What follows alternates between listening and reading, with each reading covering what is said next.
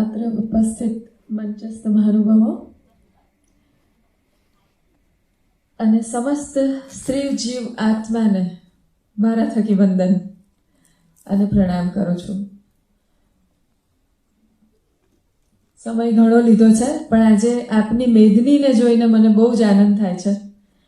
સૌથી વધારે આનંદ આજે મારી મમ્મી અહીંયા ઉપસ્થિત છે. સો આઈ એમ સો હેપી.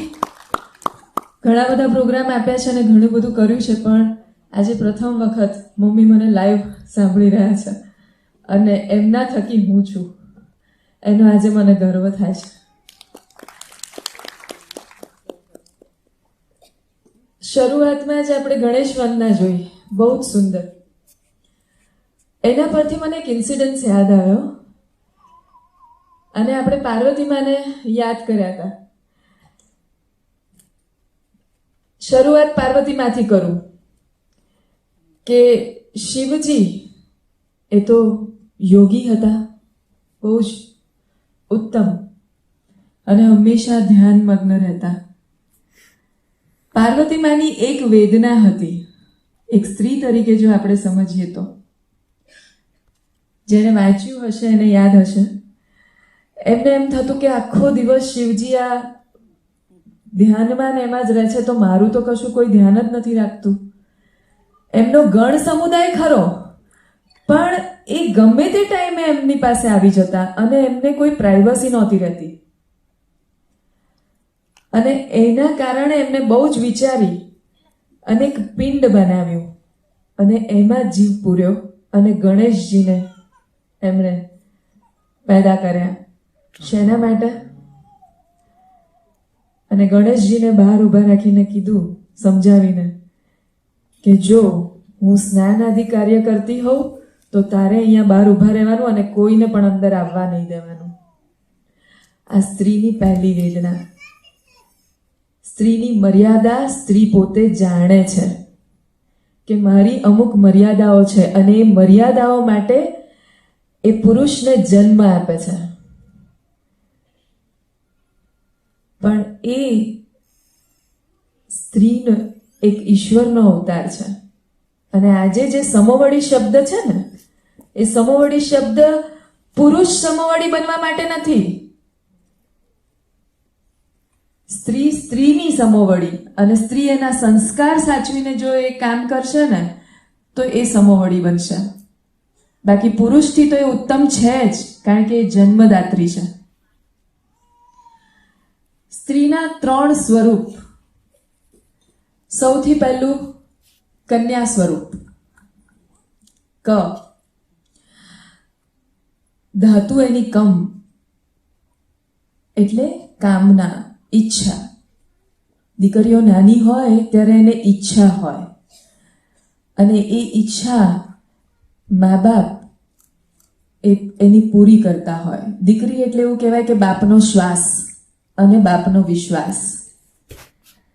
એ હંમેશા બાપનો વિશ્વાસ જાળવીને આગળ વધવા માટે સર્જાયેલી હોય છે. રામ અને કૃષ્ણ એવું કહેવાતું કે જે બાપને દીકરી હોય ને એ ખૂબ નસીબદાર.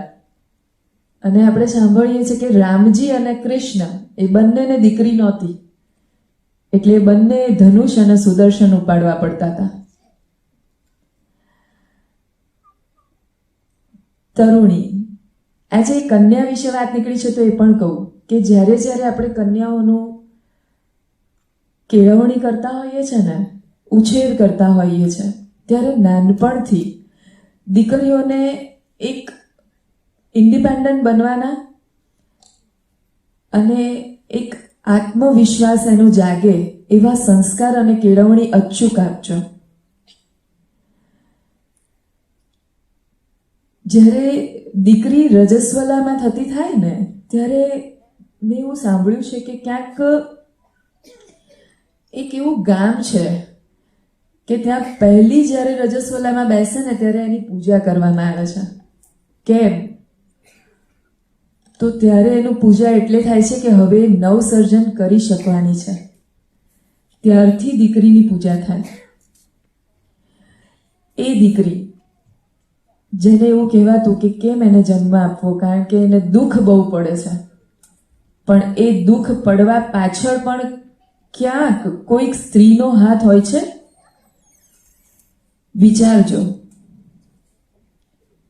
અને એ જ આપણે જડતામાં, સંકુચિતતામાં, એને દબાઈને રાખવામાં, બહુ વધારે આગળ જશો તો ફાટી જશે. પણ કેમ ફાટે? સંસ્કાર એવા આપો ને. આપણે એવા સંસ્કાર આપીએ કે એને સમજણ આવે કે મારે કોઈ જ આડું અવળું પગલું નથી ભરવાનું, છતાં મારે મારા પગભર થવાનું છે, અને તો જ હું આત્મસન્માનથી હું જીવી શકીશ. માટે કેળવણી એ બહુ મહત્વનું કામ કરે છે. મને યાદ છે, આવી જ રીતના હું એક કન્યા બાળાઓની સ્કૂલમાં ગઈ હતી, અને મારો મુખ્ય વિષય હતો કે એ લોકોને મેન્સીસ એટલે રજસ્વલા, એ લોકો પહેલી વખત જ્યારે પીરિયડમાં બેસે ત્યારે દીકરીઓને બહુ જ અંદરથી શરમ આવતી હોય, સંકોચ થતું હોય, માતા એને સમજાઈ શકતી નથી ઘણી વખત, અથવા તો દીકરીઓ શરમના માર્યા બોલતી નથી, ક્યાંક ખબર નથી પડતી તો ગભરાઈ જાય છે. અને મારે કહેવું પડ્યું હતું કે એક બહુ જ મોટા આઈપીએસ મંજીતાબેન, ખ્યાલ હોય તો, ક્રાઇમની મિટિંગ ચાલતી હતી 4 થી 5 કલાકની, અને ઓલ ઓફ સડન એમને પીરિયડ્સ ચાલુ થઈ ગયા. બેઠા હતા એમની ખુરશી પરથી ઊભા નહોતા થઈ શકતા, કારણ કે મિટિંગ પોતે હેન્ડલ કરતા હતા. થવા દીધું. મિટિંગ જેવી પતી એટલે બધાને એમણે સેકન્ડ કરીને વિદાય કર્યા. એમની પાછળ હંમેશા 2 ગાર્ડ્સ હોય, અને એ પુરુષ હોય, છતાં એ એટલી જ શાંતિથી અને ધૈર્યથી ને મક્કમતાથી એ પોતે ત્યાંથી બહાર નીકળ્યા. પાછળ બધું જ એમનું ખરાબ થઈ ચૂક્યું હતું, છતાં પણ. કેમ? કારણ કે એ ઈશ્વરની દેન છે. એમાં ક્યારેય નીચાપણું જોવાનું હોતું નથી. એ સ્ત્રીનું ગર્વ છે, ગૌરવ છે. અને માટે જ આપણે કન્યાઓને એક એવી કેળવણી આપવી જોઈએ. મને યાદ છે, હું નાની ત્યારે હંમેશા મને નાનામાં નાની વસ્તુ મારી મમ્મી સમજાવતી, અને હું કંઈ પણ હોય તો મમ્મી સાથે શેર કરીને પૂછતી.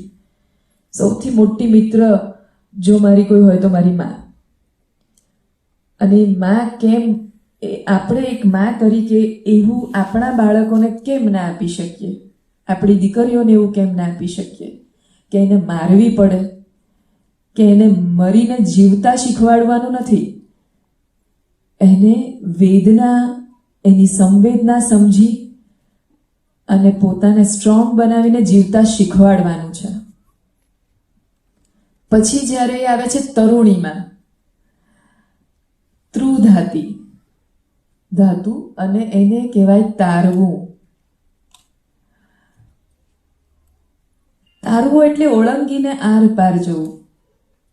કન્યા સ્વરૂપ છે, એમાંથી એ ઓળંગી અને પસાર થઈ એ સ્વરૂપમાંથી, અને એક કુમારિકા મતલબ એક પુખ્ત વયની બાળા બને છે, જ્યારે તરુણી કહેવાય છે. અને પછી એના માથે એને એવા સંસ્કાર આપવામાં આવે છે કે 2 ઘર તારે, પિતાનું અને પતિનું. કેટલી બધી સ્ત્રીઓના મારી પાસે, હું કાઉન્સિલર પણ છું, એટલે ઘણા એવા ઇન્સિડન્ટ્સ મારી પાસે આવે, અને ઘણા એવા સંજોગો બનતા હોય કે દીકરીઓ નાનપણમાં ઉછેર કંઈક ઓર હોય, અને જ્યારે પુખ્ત બને ત્યારે એકદમ ઓલ ઓફ સડન એને બધેથી રોકી દેવામાં આવે. એ પણ ના થવું જોઈએ. સમજી વિચારીને આ કરવું જોઈએ. મને એક ઇન્સિડન્સ યાદ આવે છે કે એક માં મારી પાસે આવી હતી, અને દીકરી બહુ જ નાની હતી ત્યારે રમતગમતમાં એમાં ખૂબ આગળ. હવે કોઈ પણ સ્પોર્ટ્સ રમો એટલે તમારે શોર્ટ્સ પહેરવા પડે, શોર્ટ્સ પહેરતા હોય. જ્યારે તરુણી અવસ્થા આવે ત્યારે બાળાઓના અંગપાંગ બધું વિકસે.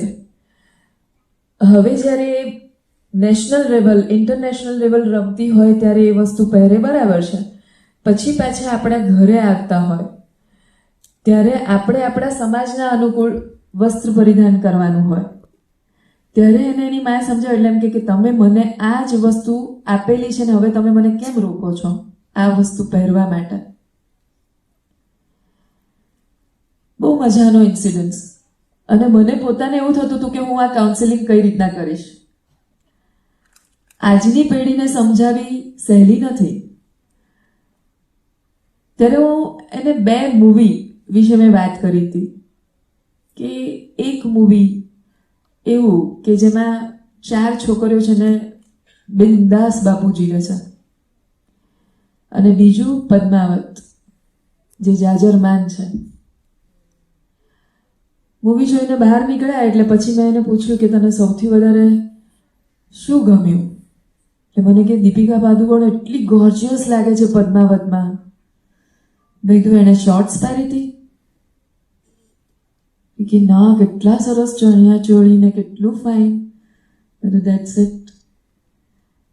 મેં કીધું તને જે તારી મમ્મી સમજાવે છે એટલા માટે કે સ્ત્રી જ્યારે ઢંકાયેલી હોય છે ને સંપૂર્ણ રીતે ત્યારે એનું ગૌરવ ખૂબ ખીલે છે. એટલે મને ઘણીવાર વિચાર આવે કે આજકાલ જાહેરાતોથી માંડીને કંઈ પણ કોઈ પણ જગ્યાએ તમે જોજો બોર્ડ લગાવેલા હોય તો સ્ત્રીઓને અર્ધનગ્ન અવસ્થામાં બતાવવામાં આવે છે આછા કપડાઓમાં. વિરોધ કરો અને થવો જોઈએ.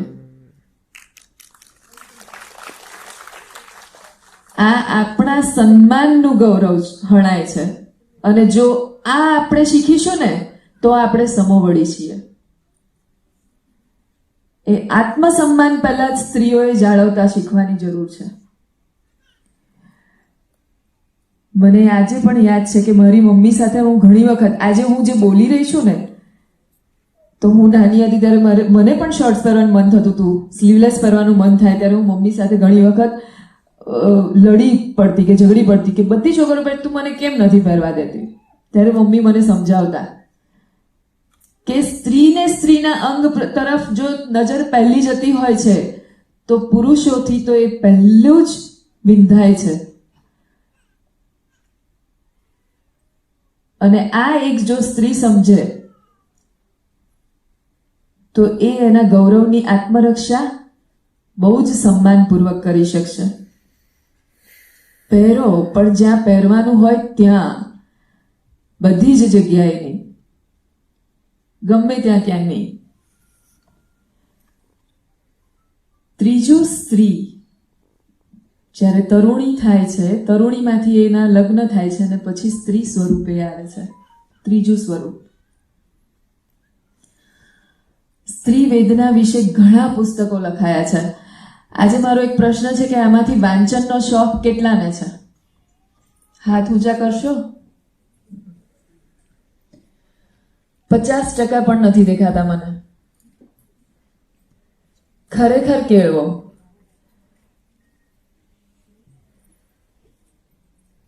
ખબર છે વેદના ઉચકવાનું ગજુ પણ સ્ત્રીઓમાં જ છે.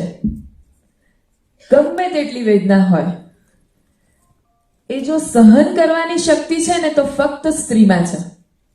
અને એને જો સ્ત્રીનો સાથ મળે ને તો એમાં 4 ચાંદ લાગી જાય છે. જો સ્ત્રીના ઉત્થાનમાં સૌથી મોટો દુશ્મન હોય તો સ્ત્રી જ છે. એનું ઉત્કર્ષ સ્ત્રી જ અવરોધે છે. કારણ કે સૌથી મોટો સ્ત્રોત કેળવણીનો અને સૌથી ઉત્તમ જવાબદારી એ સ્ત્રીની છે. ઈશ્વર પછીનું જે કાર્ય સ્ત્રીને સોંપેલું છે, નહીં કે પુરુષને. પુરુષ જે કાર્યો કરી શકશે એ સ્ત્રી તો કરી શકશે. પુરુષ સ્ત્રી જે કાર્ય કરી શકે છે એ બધા જ નહીં કરી શકે.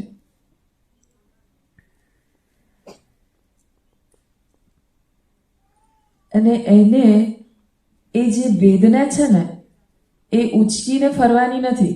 એને હળવું કેમ કરવું તે પણ સ્ત્રીમાં જ છે. સ્ત્રી પ્રેમાળ છે માટે સુંદર છે. સાંભળજો, સ્ત્રી પ્રેમાળ છે માટે સુંદર છે. પણ તે તેની સમજણથી સુંદર છે, માટે પ્રેમાળ છે. જો સમજણ નથી ને તો એ પ્રેમાળ નથી, અને પ્રેમાળ નથી તો એ સુંદર નથી. રૂપ, ઇટ ડઝન્ટ મેટર.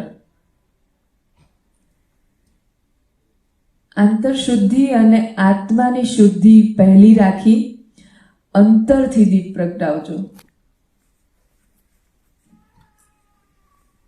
ઘણી સ્ત્રીઓને મેં મારી પાસે રડતા જોઈ છે.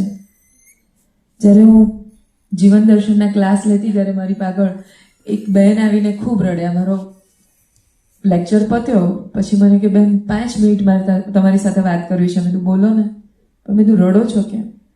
મને કે આજે તમારો લેક્ચર સાંભળ્યો અને મને એમ થઈ ગયું કે મારું તો કોઈ અસ્તિત્વ જ નથી.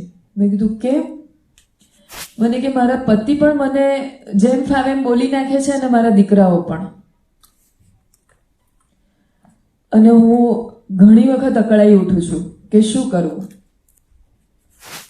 ત્યારે મેં એમને સામો એક સવાલ કર્યો હતો કે તમે સ્ત્રી છો એ તમે સ્વીકારો છો? તમે એક માતા પણ છો એ તમે સ્વીકારો છો? મને કે હા. મેં કીધું તમારા પુત્રોને જન્મ તમે જ આપ્યો છે ને? કે હા. તો મેં કીધું એક સ્ત્રી જ એવી છે કે ગમે તે ઉંમરે પોતાના દીકરાને કંઈ પણ કહી શકે અને વખત આવે તો મારી પણ શકે. મધર ઇન્ડિયા યાદ કરજો, કેટલાએ જોયું છે એ મૂવી. એમાં સ્ત્રીની વેદના, સંવેદના અને મર્યાદાઓ બધું જ બતાવ્યું છે. અને એ સ્ત્રી જે એનો પતિ ગુજરી જાય છે અને એને ખેતી કામ મજૂરી કરવું પડે છે, પણ એના માટે એની પાસે પૈસા નથી. એ શેઠ પાસે માંગવા જાય છે, શેઠ દાનત બગાડે છે, પણ એને 2 નાના દીકરા છે. સંતાન માટે સ્ત્રીઓ કેટલી વેદના સહન કરે છે જુઓ. જે સંતાનને જન્મ આપે છે એ સંતાનને મોટા કરવા માટે એ જ માં સહન કરી શકે. અને અંતે જ્યારે એનો દીકરો એવા કામ માટે કરે છે ત્યારે એને ખૂબ ફટકારે છે, ખૂબ ફટકારે છે. રડતી જાય છે ને મારતી જાય છે કે તું આવું કામ કરીશ કેવી રીતના શકે. એ તાકાત પણ સ્ત્રીમાં જ છે.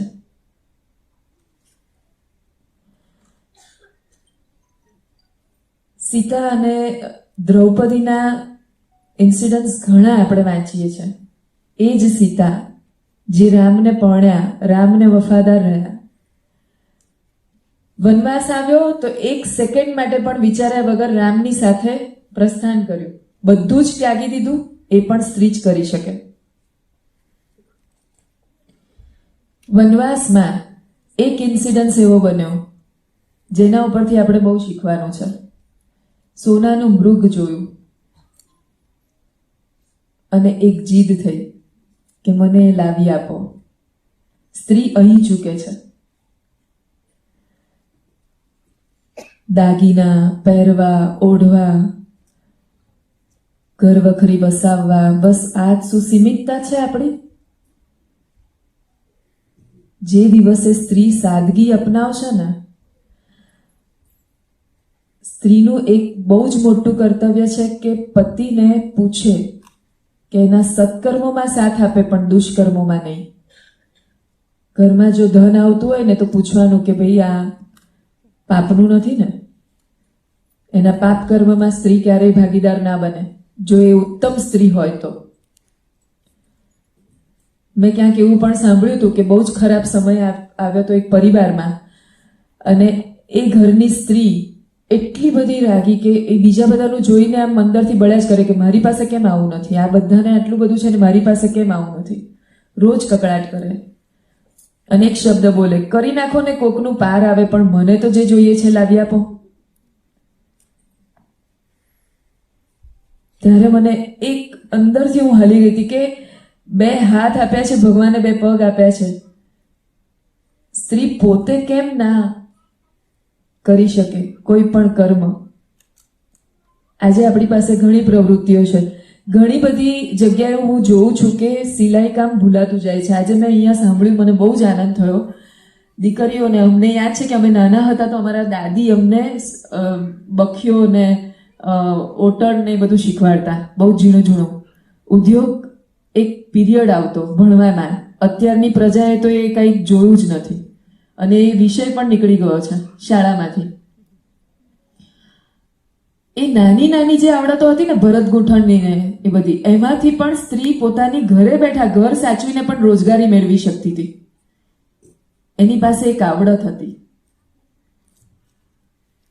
આજે આ બધી જો આવડત રહેશે ને તો સ્ત્રી ઘણું બધું કરી શકશે.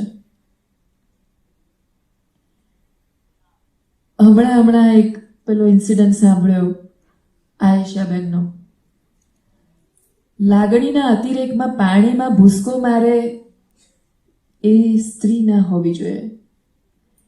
એક પક્ષીય લાગણી, પણ સમય અને સંજોગ પડે અને જરૂર પડે તો એને દુર્ગા બની જતા શીખવો, એ સ્ત્રીની કેળવણી.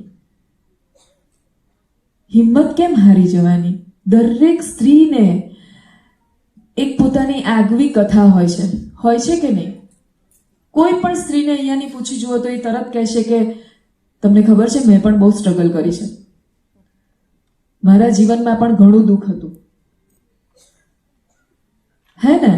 કોઈ એક પણ સ્ત્રી એવી બાકી નહીં હોય કે જેને દુઃખ જોયું ના હોય. અને ઘણી સ્ત્રી એવી હશે કે એ દુઃખમાંથી રસ્તો કાઢીને પાર નીકળી જાય ને, એ દુઃખને કોઈ દિવસ વાગોળે જ નહીં. અને બીજી 4 સ્ત્રીઓની માટે ઇન્સ્પિરેશન બને, એને ઊભી કરે. ઉઠ, બહાર નીકળ, રડવાનું બંધ કર, રસ્તો કાઢ અને ભરદારી ઉડાડ. એ જીવતા શીખવાનું પણ સ્ત્રી જ કરી શકે છે.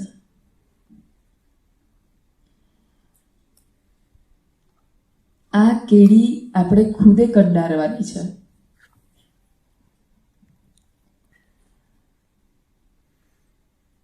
આપણે ઘણી વખત માતાઓના નામ લઈએ છીએ કે સરસ્વતી માં, તો વિદ્યા, જ્ઞાન પીપાસુ, જે મુખ્ય મોરચા છે ને એ આપણે સ્ત્રીના પલ્લામાં છે. તો જ્ઞાન કોને? તો કે માં સરસ્વતીને. ફાઇનાન્સ મેનેજમેન્ટ કોણ? તો કે લક્ષ્મી દેવી. રાંધણ કળા, અન્નપૂર્ણા કોને કહેવાય? તો કે માં અન્નપૂર્ણા. જ્યારે સ્ત્રી રસોઈ ખૂબ સુંદર બનાવે ને ત્યારે અન્નપૂર્ણા કહેવાય છે. પણ એની સાથે સાથે એને રાંધણ કળાનું અને રસોડાનું પણ જ્ઞાન આપવું જ રહ્યું. કમાઈ જાણશે સ્ત્રી, પણ ફાઇનાન્સ મેનેજમેન્ટ નહીં આવડે તો શું કરશે? એ પણ શીખવાડવું રહ્યું. અને જ્ઞાન વગર તો કશું જ નથી. જ્ઞાન નથી તો કેળવણી નથી, અને કેળવણી નથી, સંસ્કાર નથી, તો એની આગળની પેઢીને શું આપશે સ્ત્રી? પછી આવે છે મહાકાળી. તારું રક્ષક પણ તું જ છે. એમાં પણ એક પાર્વતી માનો ઇન્સિડન્સ કહું કે શ્યામ અને વિશુમ મને લાગે છે કે 2 રાક્ષસ ગણ હતા અને દેવતાઓની પાછળ પડેલા. દેવતાઓ દોડતા દોડતા આવી અને હિમાલયમાં છુપાઈ ગયા. એટલે જ્યાં શિવજી પોતાનું કૈલાસ પર, કે શિવજી ધ્યાન કરતા હતા એ બાજુ ગયા. પણ શિવજી તો ધ્યાનમાં હતા, એટલે કરે શું? એટલે પાર્વતી માને બોલાવા ગયા કે અમને આવું થયું છે કે શું કરવું એમ. અને પેલા 2 રાક્ષસો પાછળ પાછળ આવ્યા દેવતાઓની, અને એમણે પાર્વતી માને જોયા. પાર્વતી માને જોયા એટલે તો એકદમ જ મુગ્ધ થઈ ગયા કે આટલી સુંદર સ્ત્રી, એમ કે આ તો આપણા ત્યાં જ હોવી જોઈએ. પૃથ્વી આખી એમણે જીતી લીધી હતી અને હવે દેવલોક જીતવાનું હતું એમને. અને દેવતાઓ રક્ષણ માંગવા માટે પાર્વતી મા પાસે આવ્યા કે ભાઈ શિવજીને ઉઠાડો, આ 2 ગણ, રાક્ષસ ગણ તો અમને પણ મારી નાખશે અને આપણું શું થશે? પેલા 2 જણા પાર્વતી માની પાછળ પડી ગયા કે આ સ્ત્રીને અમે ઉઠાવી જઈએ અમારા ત્યાં, એ તો અમારા ત્યાં જ હોય. એ તો જાણતા નતા કે આ તો શક્તિ છે, શિવ શક્તિ છે. એટલે એમણે પાર્વતી માને કીધું કે હે કન્યા, ચાલ મારી સાથે. એટલે કે તું શું કોની બોલે છે કે તને ભાન છે? અત્યારે જતો રહે ને તરકે તારી આવી બનશે. એ વખતે તો 2 દેવતાગણ ગયા અને પછી વિચારવા માંડ્યા કે એને કઈ રીતે લેવા જવું. આ બાજુ શિવજી ધ્યાનમાંથી બહાર નીકળે છે એટલે શિવજી જાણતા હતા કે આ બંનેનો વધ એક સ્ત્રી જ કરી શકે એમ છે, બીજું કોઈ નહીં. એટલે શિવજીએ બહુ જ સરસ રીતના એને કીધું કે હવે માં તમે તો સક્ષમ છો, એ બે તમારી પાછળ પડે એમાં મારી પાસે ક્યાં આવવાની જરૂર છે, તમે તમારી રક્ષા તો ખુદ કરી શકો છો.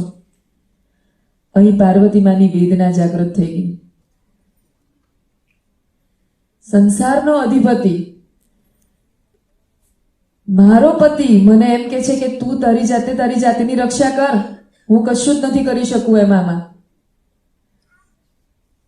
કાપો તો લોહી ના નીકળે.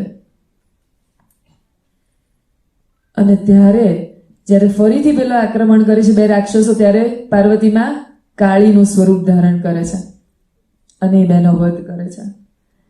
એટલે જરૂર પડે ને તો અંદરની દુર્ગાને જગાડજો, પણ ક્યારેક ખોટા હાથમાં કે ક્યાંય ખોટા કામમાં અંદર ના પડી જતા. અને એ જો જ્ઞાન હશે ને તો અટકતા આવડશે. જ્ઞાન નહીં હોય તો આપણને આપણી મર્યાદાઓ સમજતા પણ નહીં આવડે. પછી આવે છે માં પ્રકૃતિ. પ્રકૃતિ એટલે નવ પલ્લવિત કરે, નવ જીવન આપે આપણને. એ પણ એક સ્ત્રી જ કરી શકે છે. નવ જીવન આપે છે ને, દીકરો હોય કે દીકરી હોય, અને એને નાનપણથી ઉછેરી મોટા કરી અને નવ પલ્લવિત બનાવે છે. સંસ્કાર, કેળવણી બધું જ આપીને. અને છેલ્લે માં પૃથ્વી. આ બધા જ એક માં પાસે છે કોઠા. પૃથ્વી એટલે આજના દિવસમાં, એટલે તમે તો આપણી ઘણા જે ઉંમરવાળા છે 70, 72, 75 વર્ષના જુઓ તો અત્યાર સુધીમાં પૃથ્વીને આપણે કેટલી ખોદ અને ખેડ કરી હશે, કેટલું વાગતું હશે. એને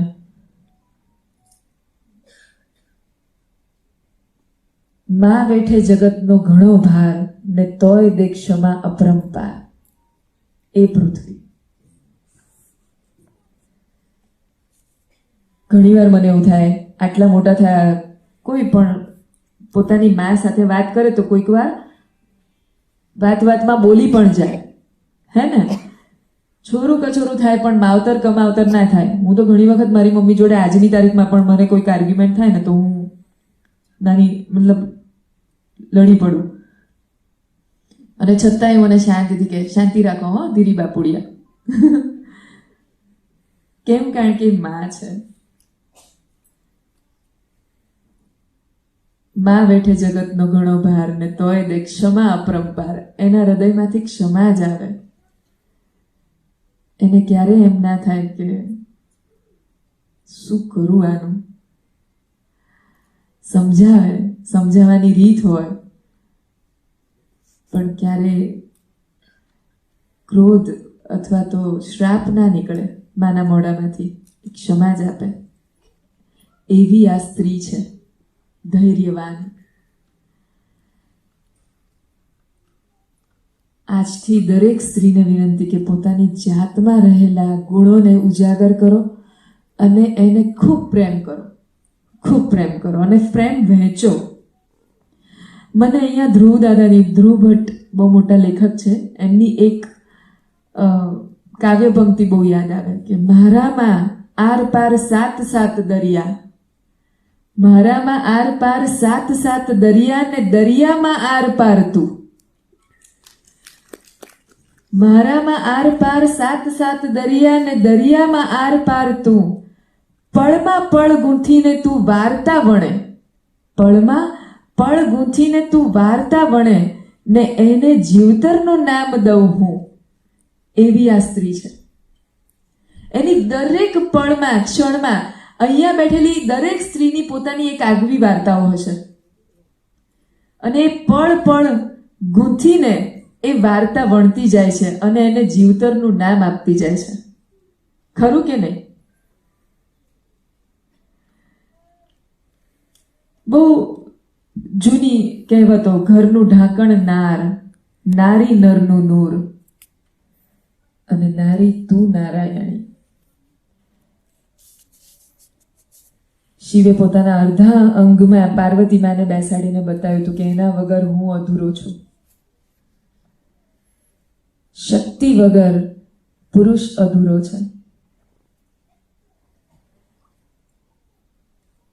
હમણાં રિસન્ટલી બનાવો જે બન્યા એની વાત કરું તો હમણાં જ કંઈક બરોડાના એક પરિવારના 5-6 જણાએ આત્મહત્યા કરી હતી ને, છાપામાં આવ્યું હતું. કારણ આર્થિક રીતના ભીસ. પણ એની અંદર તમે જોયું તો એ કોઈક એવા તંત્ર મંત્ર કે જ્યોતિષીના રવાડે ચડી ગયા હતા અને પેલા એ ધીરે ધીરે ધીરે ધીરે એમને પૈસાથી પાયમાલ બનાવી દીધા. કપટીને ઢોંગી સાધુ બાબાઓનો સંગ કદી ના કરવો. બહારથી સાધુ સ્વરૂપે રહેલ કે દેખાતા કપટીને ઢોંગી વેશધારી બાવાઓને સ્ત્રીઓએ પોતાની આંતરશક્તિથી ઓળખવા જ રહ્યા. આમ ભોળવાઈ ના જવાય. અને એ ક્યારે બને કે જ્યારે સ્ત્રી પોતે જ્ઞાન પ્રાપ્ત કરે. કર્મમાં બિલીવ કરો. ગીતામાં કહ્યું છે કર્મ કરો, પુરુષાર્થ કરશો ને તો બધું જ મળશે. કર્મ કર્યા વગર જો આમ દોરા ધાગાને જોશ જોડાઈને એમ કે હા મને મળી જ જવાનું છે બધું, તો ત્યાં કશું જ પોસિબલ નથી. અને છેવટે આવો હાલ થાય. આના પરથી મને એક ઇન્સિડન્સ યાદ આવે છે. હું એક ગામમાં જ્યારે મારા બહુ જ કામો ચાલતા હતા ત્યારે હું એક ગામમાં ફરતી અને એક રઈમાં કરીને બહુ જ ઉંમરવાળા બા હતા. હવે એમ વિધવા હતા, એમના પતિ ગુજરી ગયેલા ને એમને એક દીકરી ને એક દીકરો. દીકરી બાજુના ગામમાં બહુ સરસ રીતના પરણાવેલી ને સુખી હતી. દીકરો રામ એ માંદો પડ્યો અચાનક. અને રઈબા તો એ સવારથી ઉઠીને મજૂરી કામે જતા. એ ગામની બાજુમાં એક રેલવે સ્ટેશન હતું તો ત્યાં આગળ બધું ખોદકામનું ને બધું કામ ચાલે તો એ મજૂરી કામે જાય સવારથી અને બપોર સાંજે પાછા આવે. દીકરો નાનો હતો થોડું એટલે દીકરાને ભણાવે ગણાવે ને ખૂબ મજૂરી કરે પગભર. અને અચાનક એક દિવસે રામને તાવ આવ્યો. તાવ આવ્યો એટલે રઈમાં વિચારવા પડી ગયા કે એકદમ કેમ મારા છોકરાને તાવ આવ્યો, તો શું હશે. બાજુના ફળિયામાં એક બા રહેતા તો એ આવ્યા અને કે ઉભા રહો, વૈદરાજને બોલાવીએ. વૈદરાજને બોલાવ્યો. વૈદરાજે કીધું કે ભાઈ 2-3 માત્રા થઈ છે એટલે વોમિટિંગ. તો કે આપણે એક કામ કરીએ, એને હું આપું છું દવા, તમે આ પીવડાવો અને આરામ કરાવડાવો, આવી જશે. રહીમાં કે સારું. 2-3 દિવસ થયા તાવ નતો મળતો એટલે આપણે તો ગામના બીજા બધા હોય ને આમ જાણે ભૂવામાં ને એમાં માનતા હોય એટલે એક પોપટલાલ કરીને કોઈક આવ્યું અને કે આ છોકરાને કાંઈક થયું લાગે છે, કાંઈક વળગાણ બળગાણ હોય તો બતાવી દેવું સારું. રહીમાં મજૂરીએ ગયા હતા અને બાજુમાં પેલા જે બા હતા ને એ સાહેબ જોતા હતા એને એટલે કે હા તો એમ કર કે બોલાવી લાવ ને. એટલે પેલો તો બોલાવી લાવ્યો ને એને ખાટલે કારો દોરો બાંધ્યો ને પેલાને કંઈક બધું મંત્ર્યું ને પછી કે હવે ધ્યાન રાખજો ને તમે થોડું. કેમ કે રહીમાં આવ્યા એટલે એમને પૂછ્યું કે તમારે કંઈ ફલાણું કરવઠું છે? તો કે ના અમારે તો કોઈ કરવઠું નથી. તમારે કે ગોયણા છે? તો કે કોઈ ગોયણીઓ કશું નથી માનતા કે અમે. તો કે માં છે? તો કે માં તો બધાને હોય જ ને, અમારે છે. તો કે માર ઉઠી છે. એટલે રહીમાં કે માર ઉઠે? તો કે માં કહે છે કે મને પૂજો. તો રહીમાં કે ઉભા રહો ભાઈ, અમારે તો બધા વડવાઓ કે ને એમ કરવાનું, કે એમ તું કે એમ બધું કે મારે વિચારવું પડે એમ કે આજ દિન સુધી અમારા કોઈ વડવાઓએ આવું કશું અમે તો જોયું નથી. પેલો કે બોલાવો બધાને. એટલે રહીમાં તો આ બધા નતા પણ એમની બાજુના જે ડોશી હતા ને એમને થોડી ચિંતા એટલે તો જઈને બધાને બોલાઈ ગયા. બીજે દિવસ ફળિયામાં 20-25 જણા અને પેલા ભુવાએ શરૂ કર્યું ધૂણવાનું અને કે માં બોલાવે છે, માં કહે છે પૂજો. એટલે પેલા જે વડવાઓ આવ્યા હતા એ બધા કે રામ હાજો થતો હોય તો પૂજ્યા. રહીમાં આવું કળ્યા, ઉભો રે મારા રોયા. કાળો દોરો બાંધેલો ખોલીને ભાગ્યો ને ફેંક્યો પેલાની ઉપર ને કે ભાગ અહીંયાથી, કે મારા ઘરમાં નહીં આવવાનું. આ શું તું ગાલ્યા છે? કે જે માએ મને આ દીકરો આપ્યો છે ને એ જો એને લેવો હોય ને તો કાલ લેતી હોય તો આજ લે, મને કોઈ વાંધો નથી, પણ આ તું મારા ઘરમાં ના કાઢીશ, ચલ ભાગ. અને બધું ગયું નાખું. 8 ચોપડી પણ ભણેલા નતા એ માજી, પણ એમનામાં કોઠાસૂઝ, ગણતર અપરંપાર. અને મેં એ દિવસ એમને સેલ્યુટ કર્યું. મેં કીધું કેવું પડે માં. 2-3 દિવસમાં ચાચો થઈ ગયો દીકરો. આ સૂઝ આપણી સ્ત્રીઓમાં હોવી જોઈએ. નાસીપાસ ના થવાનું. જ્યારે નાસીપાસ થઈ જઈએ, કોઈ પણ રસ્તો ના નીકળે ને, ત્યારે આ બધા કામો કરતા હોય છે. પણ શેના માટે? કર્મમાં જો બિલીવ કરો કે મારા કર્માધીન જે થવાનું છે એ મારે જો થઈને રહેવાનું છે, તો મારે એમાંથી રસ્તો કાઢવાનો છે. અને ઈશ્વરે એક મનુષ્ય જીવ સિવાય બધાને પ્રોગ્રામ લાઈફ આપી છે. એક આપણે મનુષ્ય જેવા છીએ કે જેને ચિત્ત, બુદ્ધિ, મન, અહંકાર, આત્માની સાક્ષીએ છે. એનામાં જે કેવી તાકાત છે કે પોતાના કર્મ બદલી શકે. અને એ જો કરી શકનાર હોય તો એ સ્ત્રી છે. એટલે જ્યારે પણ કોઈ બુદ્ધિગમ્ય પ્રથા ના લાગે ને, તો એની હંમેશા તિલાંજલિ આપી દેવી. ક્યારેય એને અનુસરવું નહીં. જડતા ક્યારેય ના રાખવી જોઈએ. સ્ત્રીનું ધ્યેય પુરુષ સમવળી બનવાનું નથી. ફરીથી પણ કહું છું કે સ્ત્રી સમાન હકની અધિકારી બનવી જોઈએ. જેટલો પુરુષને અધિકાર છે એટલો સ્ત્રીને અધિકાર છે એવું નહીં. પણ એનો અર્થ એ નહીં, હમણાં એક નવો જુવાળ ચાલ્યો છે કે છોકરાઓ સ્મોકિંગ કરી શકે કે ડ્રિંક કરી શકે તો છોકરીઓ કેમ નહીં? ભાઈ ના કરાય. કોઈ કૂવામાં પડતું હોય તો આપણે પડાય? એ હેલ્થને નુકસાન કરે છે તો ઉપરથી સ્ત્રીની કેળવણી એવી હોવી જોઈએ કે એને એમાંથી બહાર કાઢે અને વાળે. સ્ત્રીઓએ અનુકરણ કરવાની જરૂર નથી. એટલે એને સમાન હકની અધિકારી બનવી જોઈએ. વર્ષો પહેલાથી આ કહેવત હતી, જ્યારે સ્ત્રી એમ કે દીકરી પરણે ને પછી એના બાપના ત્યાં કોઈ હક ના રહે. આજે હવે એ કાયદો આવ્યો કે ભાઈ બાપના એમાંથી પણ એને અડધો ભાગ, જેમ દીકરાઓનો ભાગ હોય તો સ્ત્રીને પણ, એ દીકરીને પણ એનો ભાગ મળે. એ આજે કાયદો આવ્યો. ઘણી વખત એવું બને કે બાપના ત્યાં જહો જલાલી બેઠી હોય અને સ્ત્રીને સાસરીમાં બહુ દુઃખ પડ્યું હોય, ત્યારે એને 2 બાજુથી સફર કરવાનું આવતું હોય. મા બાપ એમ કે ભાઈ હવે તને પરણાઈ દીધી એટલે તારો અહીંયાથી ભાગ ગયો, અને સાસરીમાં કશું જ ના હોય તો એ જાય ક્યાં? અને જ્યારે ઘરનો સપોર્ટ ના મળે ને ત્યારે સ્ત્રી અબળા બને છે. અહીં મને એક બહુ જ સરસ એક સેરોગેટ મધરનું એક ઇન્સિડન્સ યાદ આવે છે કે એક મહિલા, એક સ્ત્રી હતી, બહુ સરસ, કદાચ ફેમિલી પણ એનું સારું હતું, અને એને એના પતિને કંઈક એક્સિડન્ટ થયો અને એ પથારીવશ થઈ ગયા. 2 નાના દીકરા એને, અને એને ઘરકામ ચાલુ કરે, કારણ કે એ ભણેલી નહોતી, દેખાવડી બહુ સરસ હતી. હવે એને એમ થયું કે હું કરું શું, કારણ કે મારે 2 દીકરા છે, મારો પતિ અત્યારે કશું જ કરી શકવાને સક્ષમ નથી. ત્યારે સ્ત્રીને બહાર નીકળવું પડે છે. યાદ રાખજો, અત્યારે આપણે ભણાઈ ગણાઈને એને પગભર બનાવીએ છીએ, પણ એ એક તરફી પર્ટિક્યુલર સબ્જેક્ટમાં, જ્યારે સ્ત્રીને બધી રીતના ઓલરાઉન્ડર બનવાની જરૂર છે, કોઈ એક સબ્જેક્ટ માત્રથી નહીં. તો એણે ઘરકામ શરૂ કર્યું. જે ઘરમાં એ કામ માટે જતી હતી ને, તો એ પરિવાર પણ બહુ જ સારો હતો, પણ એમને ત્યાં સંતાનની ખોટ હતી.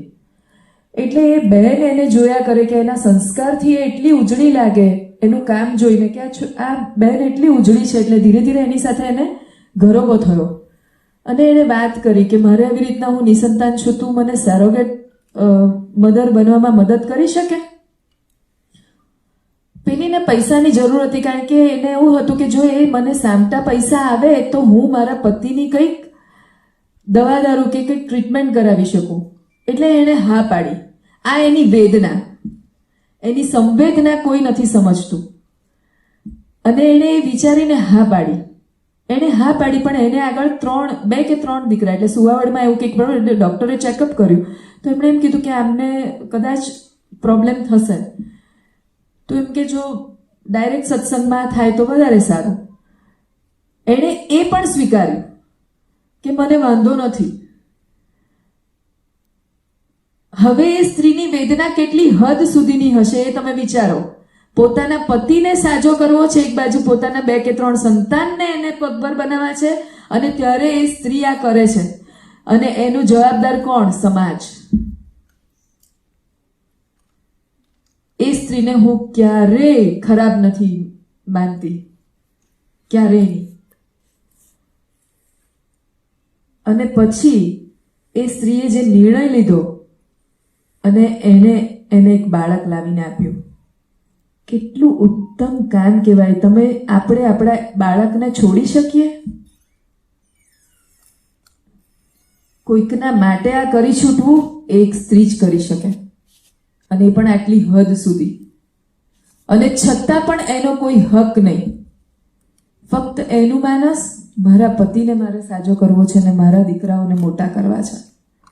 કાલ ઉઠીને એ મારો ખભો બનશે. આ સ્ત્રી છે. સ્ત્રીને છે ને દેવીનું બિરુદ નથી જોઈતું કે નથી દાસીનું. સ્ત્રી એનું સ્ત્રી તરીકેનું એક માનવીય ગૌરવ માંગે છે, ફક્ત માનવીય ગૌરવ. અને એ પણ સ્ત્રીએ જ ઊભું કરવાનું છે. એક સ્ત્રી બીજી સ્ત્રીની જો દુશ્મન બનશે ને તો એ કદી નહીં બને.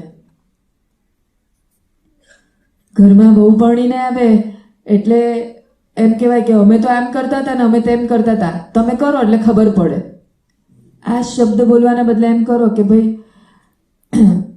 અમે પ્રાઇમસમાં રહેતા હતા પણ તને તકલીફ ના પડે, એટલે આપણા ઘરમાં બધું છે. કેમ આટલું ના બોલી શકીએ કે મેં જે વેઠી છે ને તું ના વેઠતી, મેં જે તકલીફ સહન કરી છે ને તું ના કરીશ. સ્ત્રી જ પુરુષની કેળવણી આપે છે. જે ઘરમાં પુરુષ ઘરની સ્ત્રીની સન્માન નથી કરી શકતો ને ત્યાં સ્ત્રીનું ગૌરવ નથી જણાતું. મને આજે પણ એક ઇન્સિડન્સ યાદ આવે છે કે હું એક બહુ જ મોટા નામી ઘરેમાં ગઈ હતી, અને ફેમિલી એટલે કેટલું મસ્ત, રિચેસ્ટ અને બહુ જ જ્ઞાની એ દાદા. એમના ઘરે હું ગઈ હતી. એમને 2 દીકરા 2 વહુઓ. એક દીકરી પરણી ગઈ હતી, અને દાદા ને દાદી ઘરમાં, એમના નાના નાના દીકરીઓ, બધા જ આનંદથી રહેતા. હું એવા સમયમાં ગઈ હતી કે એમનો જમવાનો સમય હતો, અને મને કે બેસો માલાબેન. મેં કીધું દાદા તમે જમી લો પછી વાત કરીએ. એ જમતા હતા ત્યારે મેં જોયું કે સૌથી પહેલા પુરુષગણને જમવા બેસાડ્યા, એટલે બધી સ્ત્રીઓ એમને પીરસતી હતી. અને પછી એ જ્યારે એમનું જમવાનું પતી ગયું એટલે પોતે જાતે થાળી લઈને મૂકવા ગયા. બધા જ પુરુષો જાતે થાળી લઈને મૂકવા ગયા, અને પછી એ જ ટેબલ સાફ કરી આપ્યું. ત્યાં જ બહેનો બેઠી, ઘરની સ્ત્રીઓ, અને પુરુષોએ પીરસ્યું. દરેકે પોતાની પત્નીને પીરસ્યું. અને હું એટલી બધી ખુશ થતી હતી કે વાહ, જ્યારે આપણે આપણા ઘરમાં દીકરો આવ્યો થાળી પીરસીએ. અને જો એક દિવસ થાળી ના પીરસી હોય તો શું માંડ્યું છે? અરે કોઈક દિવસ તું તારી માને તો પીરસીને જમાડી જો, જે આ બનાવે છે. એટલે મેં દાદાને પૂછ્યું, દાદા આ પ્રથા? એટલે કહે છે કે અમારા ઘરમાં અન્નપૂર્ણાનો વાસ છે, અને એ અન્નપૂર્ણા જે માં છે કે જે આ કોઠારનું ધ્યાન રાખે છે અને બનાવે છે, તો એનું સન્માન તો કરવું જ રહ્યું. એટલે મારા બધા દીકરાઓને આ પ્રથા પાડી છે કે જ્યારે આપણે બેસીએ ને જો એ પીરસતા હોય તો એમને બેસાડીને આપણે જમાડવાનો ફરજ છે આપણી, અને આ કરવું જ રહ્યું. આ દરેક ઘરમાં એક સ્ત્રી જ શીખવી શકે. અને એ દાદાએ કીધું કે આ પ્રથા મારી માએ પાડી હતી. અને આજના જમાનામાં હું એમ કહું છું કે દીકરાઓ હોય કે દીકરીઓ હોય, બધું જ કામ એમની જાતે કરતા શીખવાડજો અને કરવા દેજો, તો એમને તમારી કિંમત સમજાશે. બધું જ હાથમાં આપવાની જરૂર નથી. અને એની મા પ્રત્યે આદર ભાવ પહેલો એનામાં આવવો જોઈએ, એને જગાડજો. ના આવે તો આવો જ એક બીજો ઇન્સિડન્સ કહું કે એક નાનો પૌત્ર હતો. દાદીને મારે મળવા જવાનું હતું ને એ દાદીના ઘરમાં એક નાનો પૌત્ર હતો ને કંઈક એની માએ એને કંઈક લડ્યું હશે, લેસન નહીં કર્યું હોય તો માર્યો હશે એકાદ લાફો. રડતો રડતો આવ્યો દાદી પાસે કે મમ્મી તો મારે છે મને. એટલે દાદીએ પૂછ્યું કે તે શું કર્યું? એટલે કે મેં હોમવર્ક નહોતું કર્યું પણ મમ્મી મને માર્યું. તો કે એ તારી જનેતા છે, એ ઈશ્વર છે, એ તારી માં છે. એણે તને માર્યું તો હું કશું જ ના કહી શકું કારણ કે એનો હક છે અને તે કરેલો ગુનો છે તો તારે સુધારવો જ રહ્યો. જ્યાં જઈને મમ્મીને કે સોરી અને હવે હું આવું નહીં કરું, હોમવર્ક કરવા બેસી જા. અને બસ બીજી જ મિનિટે એ છોકરો ત્યાંથી ગયો એની મા પાસે કે મમ્મા સોરી, હવે હું આવું નહીં કરું. આ કેળવણી પણ એક માં જ આપી શકે. યાદ રાખજો કે જે ઘરમાં પુત્ર પોતાની માની કિંમત નથી કરી શકતો એ દુનિયામાં કોઈ સ્ત્રીની કિંમત નથી કરી શકતો, ક્યારેય નહીં. એટલે પહેલી કેળવણી અને સંસ્કાર આપવાની જો ફરજ હોય ને તો આપણી સ્ત્રીઓની આ છે કે આત્મગૌરવ, આત્મસન્માન આ બધું જ આપણે પોતાએ આપણું જાળવવાનું છે. સ્ત્રીઓને 64 કળા કઈ છે યાદ છે? કોઈને ખબર છે? સ્ત્રીઓને 64 કળા શીખવાની કઈ છે એ જમાનામાં, એ કળીકાળમાં કે જ્યારે રામાયણ મહાભારત હતા કે કદાચ જૈનોમાં ઋષભદેવ ભગવાન હતા, એ ત્યારથી આ પ્રથા છે કે સ્ત્રીઓ 64 કળા જાણે અને પુરુષોની 72 કીધી છે. સ્ત્રી કરતા પુરુષને વધારે કળા શીખવી પડે છે. કેમ? અને એ શીખવનાર પણ સ્ત્રી જ હોય છે. રાંધણ કળા પણ આવે છે પુરુષોમાં. અને આજના જમાનામાં આપણે જોઈએ પણ છે કે અમેરિકા આપણા ભણવા, એબ્રોડમાં ભણવા જો છોકરાઓ જતા હોય તો એમને જાતે રાંધવું જ પડે છે. અને કદાચ ત્યાં એ જો હસબન્ડ વાઈફ 2 જણા વર્કિંગ હોય તો બંને હળી મળીને બધું કામ પણ કરવું જ પડે છે. તો એ પણ આપણે શીખવાડવું જ રહ્યું. એકબીજાનો જો સન્માન નહીં કરીએ તો જિંદગી જીવવાની નથી. અને એટલે જ આજની સ્ત્રીઓએ ગૃહ ઉદ્યોગ, ધર્મ, સંસ્કૃતિ, આરોગ્ય અંગની જાણકારી, આયુર્વેદ, દાદીમાનું વૈદું જે આપણા ઘરમાંથી થતું હતું, ગર્ભ સંસ્કાર, બાળ સંસ્કાર, પ્રસૂતિ વિજ્ઞાન, જીવન મૂલ્યો અને સંસ્કાર સંસ્કૃતિ વિશે આ ખાસ શીખવું રહ્યું. આપણે એક તરફી થતા ગયા છીએ. પર્ટિક્યુલર એક સબ્જેક્ટમાં આપણે આગળ જઈએ છીએ, ભણીએ છીએ અને એના ઉપર એ થઈએ છીએ. મેં ઘણા પરિવારમાં જોયું છે કે દીકરી છે, ભણે છે ને હવે એને બિચારીને પછી પરણીને તો બધું કરવાનું જ હોય ને, અત્યારે કશું નથી કરતી. ઘરમાં એક કામ ના કરે, ડોક્ટરીનું ભણતી હોય પણ એને કશું જ આવડત ના હોય. અને જ્યારે એને પરણે ને પછી એને રિયલાઇઝ થાય કે આ તો મને આવડતું નથી, આ તો મને આવડતું નથી. માણસો રાખે તો પણ ઘર નથી સાચવી શકતી કારણ કે એજન્સીઓ જોડે કામ લેતા નથી આવડતું. પોતે કર્યું હોય તો ખબર પડે ને. ત્યારે મારે કહેવું પડે છે કે બધું જ કરો પણ એની સાથે સાથે આ બધું જ આપો. ભણતરની સાથે ગણતર આપો, એ બહુ જરૂરી છે. તો સ્ત્રી ક્યાંય પાછી નહીં પડે. એને કદાચ કામ કરવાનું આવશે ને બહાર તો પણ એ કામ પણ કરી શકશે અને ઘરમાં આવીને ઘર પણ સાચવી શકશે અને બાળકોને ઉત્તમ કેળવણી આપશે કે એ જ પાછળથી એમનું સન્માન કરશે. નહીં તો વૃદ્ધાશ્રમમાં જવાનો વખત આવશે. એ સમજણ બહુ અગત્યની છે. એ કેળવણી બહુ અગત્યની છે. એક ઘરમાં, એક ફેમિલીમાં 4 ભાઈઓ, 4 કે નહીં 3 ભાઈઓ અને 2 બહેનો, અને બધા જ કુટુંબમાં એટલા જ મસ્ત. દરેક ભાઈ, એમની વાઈફ, એમના છોકરા, પૌત્રો પૌત્રીઓ બધાને હું મળી અને દીકરા જમાઈઓના ત્યાં બધાના 5 પરિવારને હું મળી અને એ બધાના મોઢે એક જ શબ્દ, અમારા બા. ત્યારે મને એમ થાય કે બામાં એવું શું હતું એટલે કે અમને અમારા બાએ એટલું બધું શીખવ્યું છે કે દરેકને એ બા પોતાના જ લાગે. જમાઈ હોય તો કે બા તો મારા જ હતા, અને વહુ હોય તો કે બા તો મારા જ હતા, અને વહુની દીકરાના વહુની દીકરાની વહુ હોય તો પ્રપૌત્ર એટલે પુત્રવધુ પણ એમ જ કે ના હો બા તો મારા જ હતા. હું એટલું વિચાર કરું મેં તો સાલું આ એક સ્ત્રી કેવી હોય કે 3 ભાઈ એટલે 3 દીકરા 3 વહુઓ, 2 દીકરી 2 જમાઈ, અને એના પણ કુટુંબમાં એના પણ દીકરાઓને એને પણ નાના છોકરાઓ આવેલા, 95 વર્ષ સુધી એ જીવેલા અને ટટ્ટાર, પણ દરેકને બા એમના પોતાના લાગે.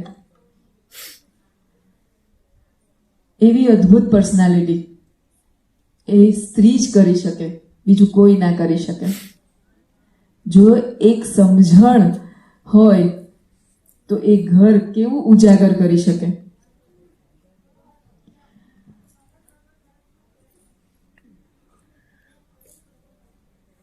પોતાનું અસ્તિત્વ નારી જો સમજીને જાળવી રાખશે ને તો નારી સમોવડી બનશે. સમાજમાં સ્ત્રીનું, માતાનું કે માતૃત્વનું સ્થાન હીણું રહેશે ત્યાં સુધી આપણે આપણી જાતને સંસ્કારી કહેવડાવી નહીં શકીએ. પછી ભલે ને આપણે સ્ત્રીને દેવી ગણીને તેના લુખ્ખા ગુણગાન ગાતા હોઈએ, પણ નારીઓના હૃદયને જો ઓળખી જવાની આવડત નારીઓમાં જ સ્વાભાવિકપણે હોય છે.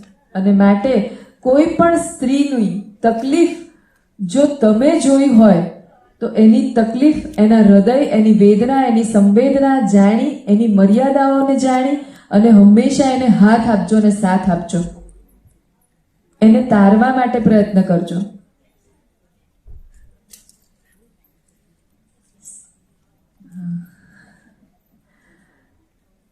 પત્ની, સ્ત્રી અને પુરુષ એક રથના 2 પૈડા છે, અને સ્ત્રી મકાનને ઘર બનાવી શકે છે,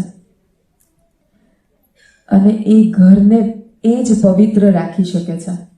ઝાંસીની રાણીથી લઈ, કસ્તુરબાથી લઈ અને આજના સુધા મૂર્તિ સુધીના દરેકે દરેક સ્ત્રીની જો બની શકે ને તો કથાઓ અને લેખન એમનું વાંચજો.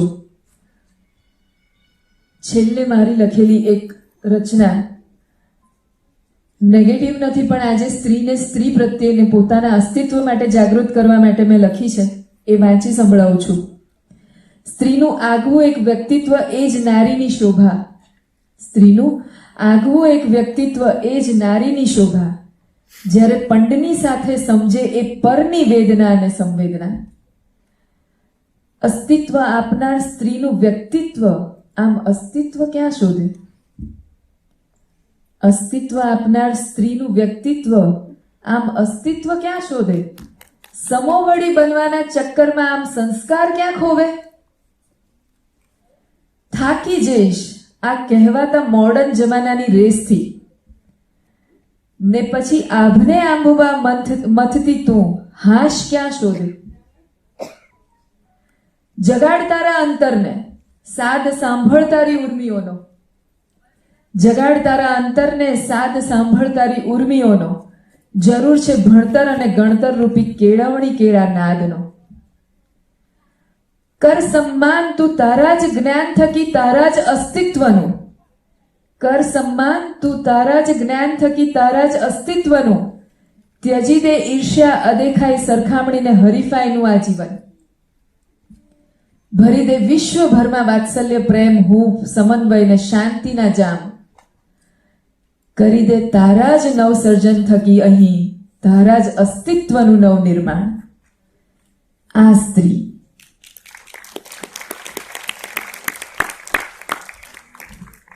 છેલ્લે એક કહું કે ગાંધી બાપુ જ્યારે સાઉથ આફ્રિકાથી અહીંયા આવતા હતા ને ત્યારે એમને ખૂબ ભેટ સોગાદો મળી હતી, અને ત્યાં પણ એટલી જ ચળવળમાં એમણે ભાગ લીધેલો. કસ્તુરબા એમની સાથે ને સાથે.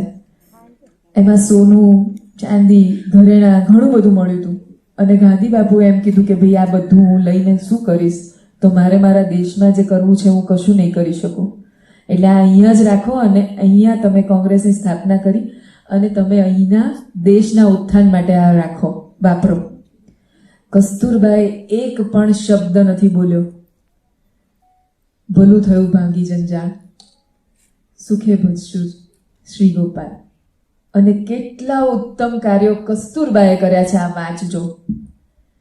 જો એક સ્ત્રી ધારે એ કરી શકે, ધારે એ કરી શકે, પણ જો સ્ત્રી સ્ત્રીથી ઈર્ષ્યા કરવાનું, સરખામણી કરવાનું, કમ્પેરિઝન, કોમ્પિટિશનમાંથી બહાર નીકળી જવાનું છે. અને તો જ આ શક્ય બનશે અને તો જ સ્ત્રી સાચા અર્થમાં સમોવડી છે. એની ઉડાન છેક આકાશ સુધી છે. અને આજે તો દરેક ક્ષેત્રમાં સ્ત્રી આગળ છે.